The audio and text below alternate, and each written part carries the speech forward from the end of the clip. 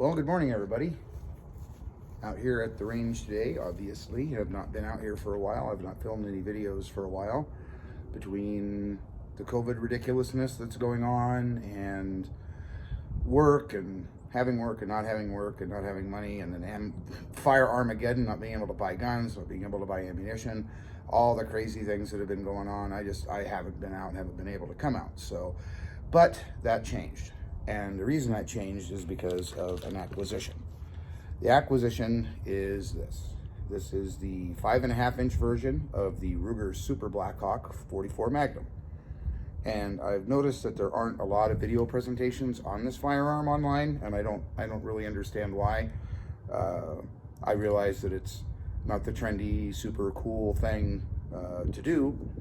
You know, it's not a plastic tactical thing, but it's still a fantastic firearm, and it serves a purpose. As you can see, it's a Ruger. This thing is built like a tank. It is super heavy. Oh my goodness, I bet you this thing, it's got to weigh 3 pounds. If you're curious about the exact weight, go to the website. They'll tell you. But know that it's heavy, and even, you know, pointing it, there we go. I mean, you can feel it's heavy at the muzzle, but that's good because the weight should help mitigate recoil, which is why I'm here. I have not fired this gun yet. I picked it up yesterday, came home, and it was the wind was horrible. The temperature was kind of high. We were in a fire warning, and a lot of times my local range out here will actually close because we're kind of out in the desert. There's a lot of scrub brush and stuff out here, and they'll just close the gates and say nobody can shoot because of the high fire danger, and I understand that. But this morning it's still relatively cool, and there is a bit of a breeze, as you can tell from my beard. I hope that it's not interfering with the camera microphone. So I just wanted to come out, and we're going to just put a couple of rounds through this of some different varieties of ammunition just to see how it handles recoil. Now, we all know, or we all should know, that 44 Magnum will also chamber 44 Special. It's kind of what the genesis of the cartridge was. And I have a bit of an example here. I don't know how well you're going to be able to see it, but both of these cartridges are actually seated with the same bullet. It's a 240 grain lead semi-wad cutter, but one is loaded in a Magnum case and one is loaded in a special case.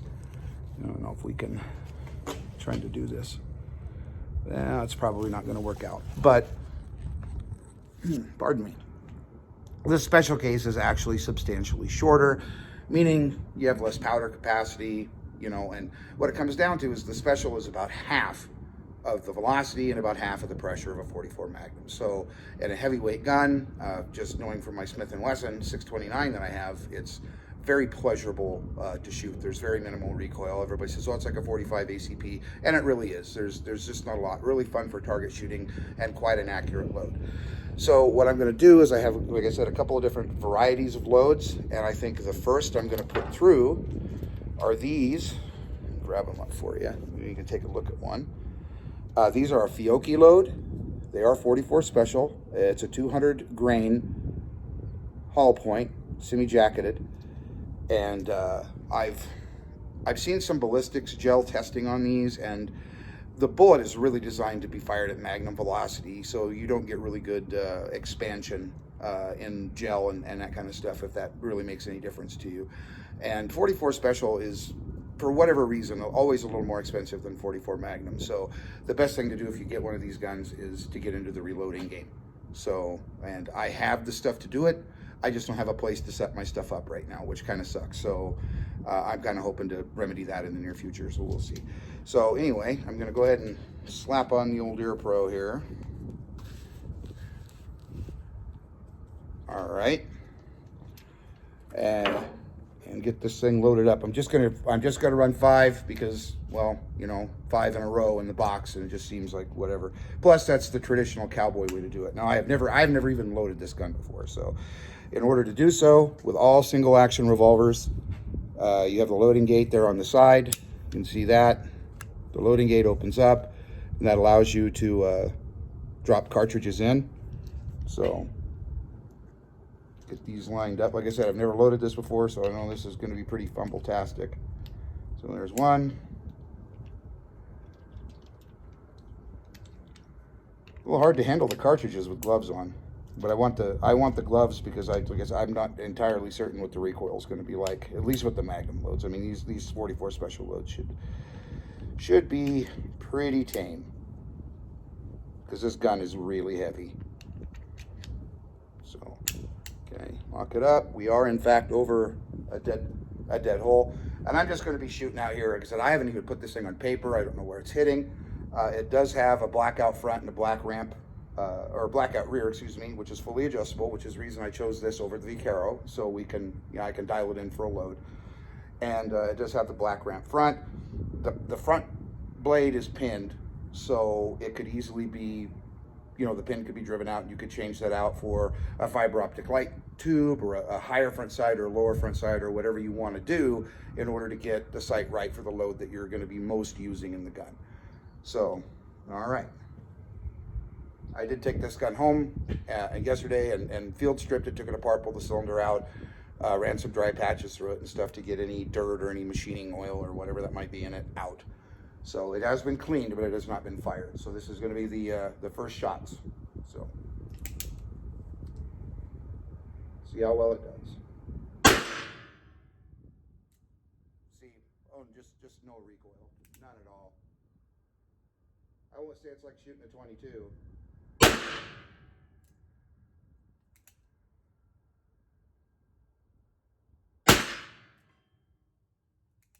Seems to be, windage is good. I seem to be a little low on the elevation.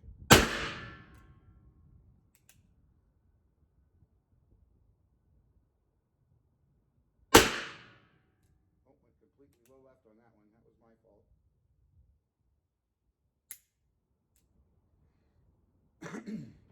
The trigger is a little spongy.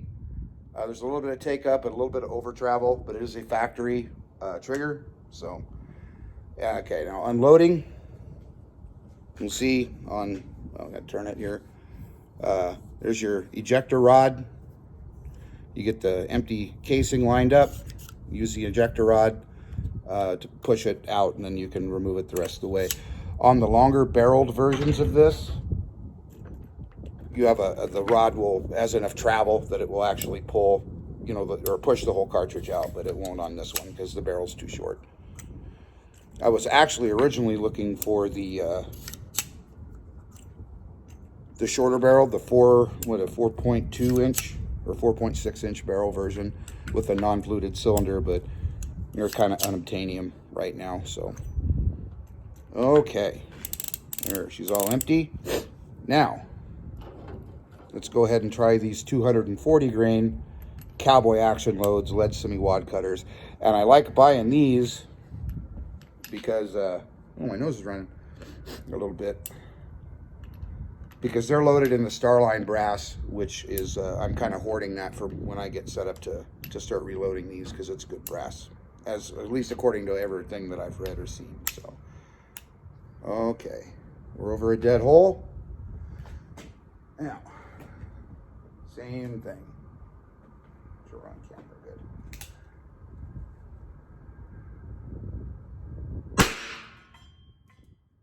See, those are actually grouping a little high.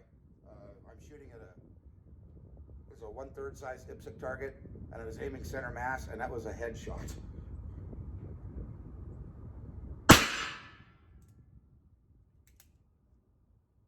That was actually center mass. Center mass favoring left. You see how smoky those loads are. But, oh my gosh, it's really pleasant to shoot.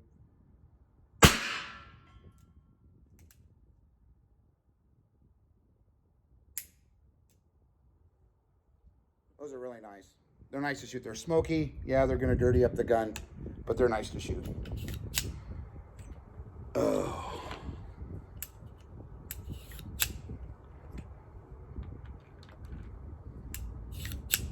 Really, really glad I bought this. My Smith & Wesson. Oh, I need to go on the way out. My Smith & Wesson is a 629-1. Which is, I don't want to call it a collector's piece, but, it doesn't have the recessed recessed cylinders and that kind of thing, but it does have the strikers on the hammer, and it's had some rounds put through it. It's been cared for, but I don't want to shoot it, and I don't want to carry it around, and I am really thinking about taking this and maybe try and go after a hog or something with it, to actually use it for hunting. So I wanted something that was going to be built like a tank, really durable. It's heavy, so oh yeah, it's an easy packing gun. No, not really. It's a brick. It's going to be a brick to carry, but that's kind of what I wanted it for.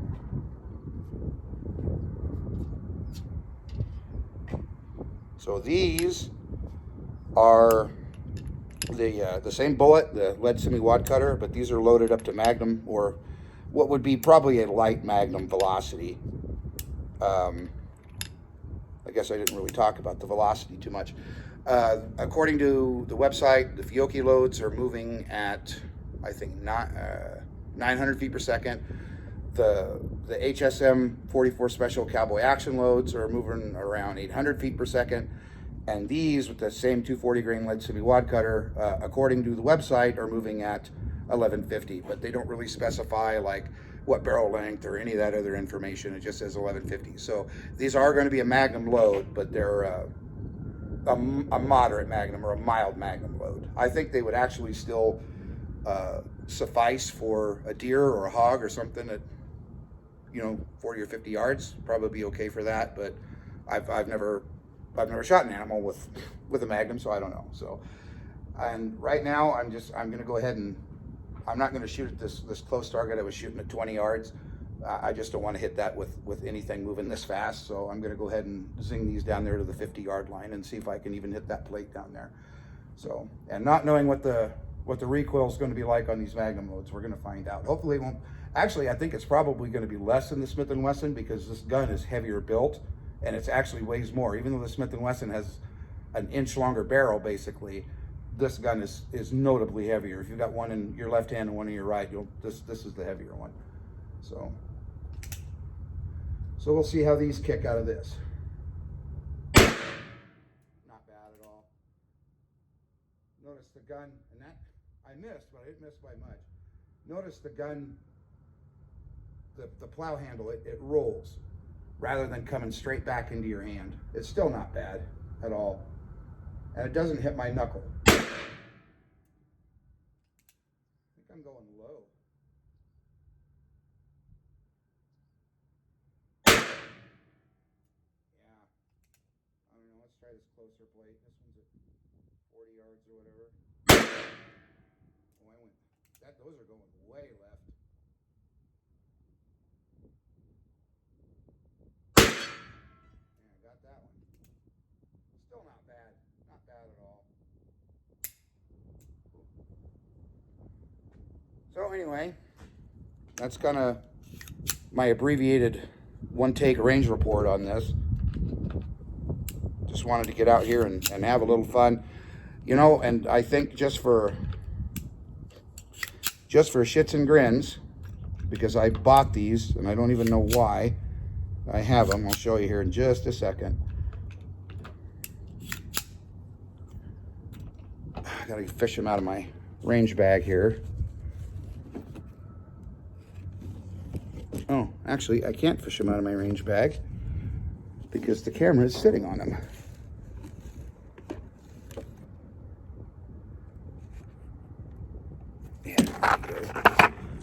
Pardon the interruption.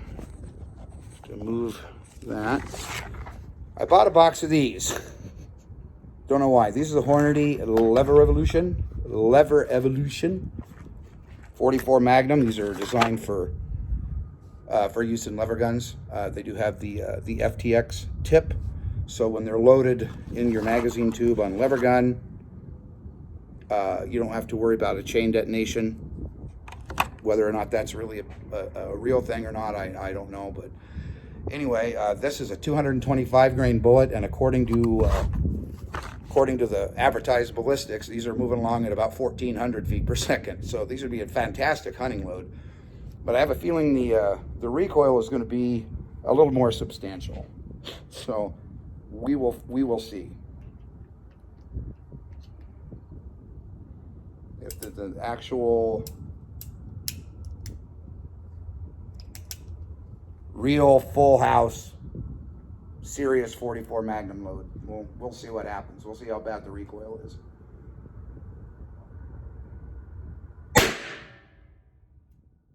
Yeah, that was way more.